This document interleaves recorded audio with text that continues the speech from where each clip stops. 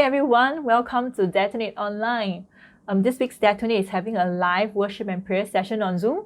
So instead of the usual Detonate Online, here is a short devotion sharing just for you. And for today's sharing, we want to talk about something really practical. Okay, we want to look at some practical steps on how to deal with Zoom fatigue. Okay, Zoom fatigue is very real, right? It's everywhere right now. Okay, we're going to talk about how to survive a Zoomifried brain. You know, when your brain at the end of the day is so fried by all the Zoom meetings, you just don't want to think anymore. You know, you're just feeling so tired. Okay, so how to survive a Zoomifried brain. So for the past week, God has actually been teaching me some very important truths about living life in this new normal. Okay, and one of these truths is about this idea of a transitional space. How we all need to give ourselves time and space to process what has happened throughout the day. I came across this teaching when I was listening to a podcast interview by this Christian author, John Eldredge. And in the podcast, John Eldredge, he's talking about how the human soul is not made to live at warp speed, okay, to just zoom from one meeting to another. God, he didn't make us to live at Zoom speed. Okay, in our past, right, the rate at which we can travel, it actually affected the speed at which we could do things. Okay, in the past, people pretty much, they walk everywhere, okay. And this walking speed, right, actually gave us time and space to process our experiences. So when we read the Gospels, we often read about how Jesus went from this place to one place, and how he did this miracle there, and then he healed this person there. Okay, so it felt like Jesus was doing many things in just one day. But what we often don't realize is that Jesus and his disciples, they had to walk everywhere for their ministry. So when they traveled from one place to another place, right, it could take them 1 day or even 3 days to do that. So that became their downtime. That was actually their rest time, their downtime. So when they travel from one place to the other place, right, it gave them time to process what has happened. Okay, it gave them time to talk, to laugh, and to just connect with each other, to just rest up and or have meals together. Okay, and so that's their transitional space. Okay, but now today, in this new normal, we can just go from one Zoom meeting to the other Zoom meeting. And then when we do that, where are the transitional spaces? They are gone. Okay, we've actually deprived ourselves of all these transitional spaces in our lives. And this pace of living, right, is just not sustainable. Okay, it's not doable.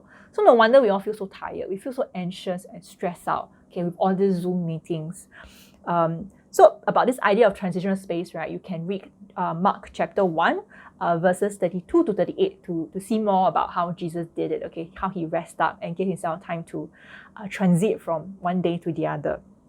Right, so we want to apply all these practical steps into our lives today, okay? We want to look at how transitional space can look like for us in this new normal, okay? How to survive a Zoomifried brain, right? The first thing that we can do is we can plan.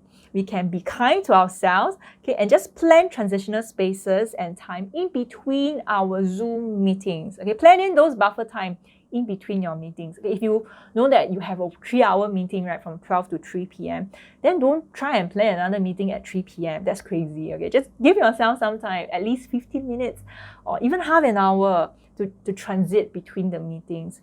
So, and after you have planned the transitional time, what do you do during this time? Okay, is it just another break time? Okay, so transitional time, right, is not just another break time.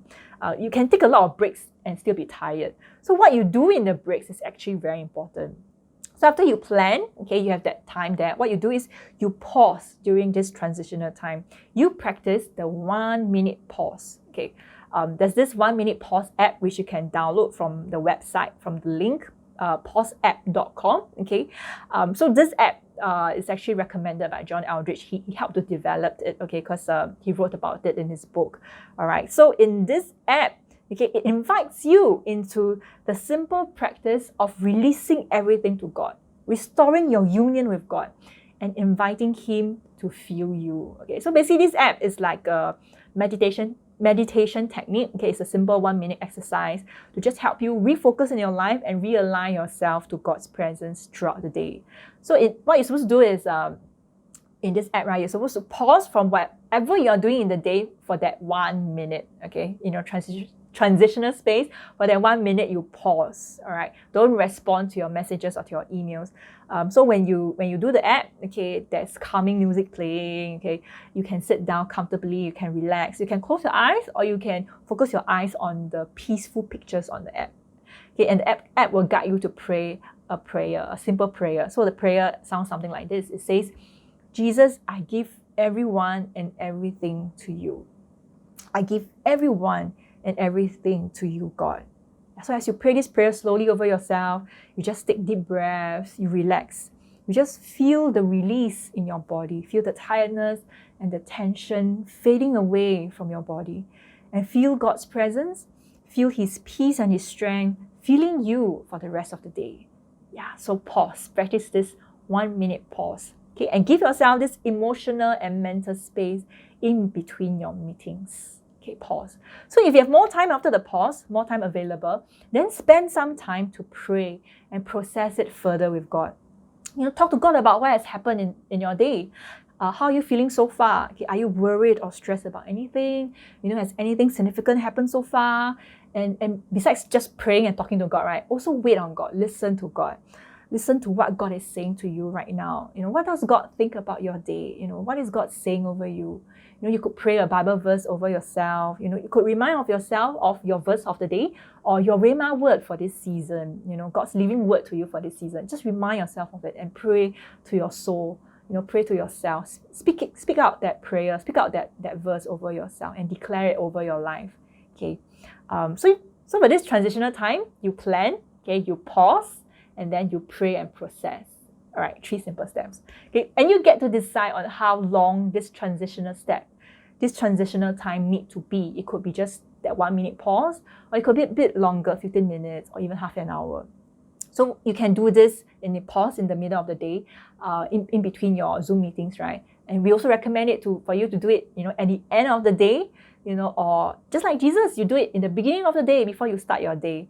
And that will just help you to recharge and refresh in God's presence and have the strength for the day. So how to survive a Zoomifried brain? You plan, you pause, you pray, and you process. So try this for yourself today and let us know how it went for you in the comment section. Right, comment. Okay, so that's all I have for you today. I'll see you next week on Detonate Online. Goodbye!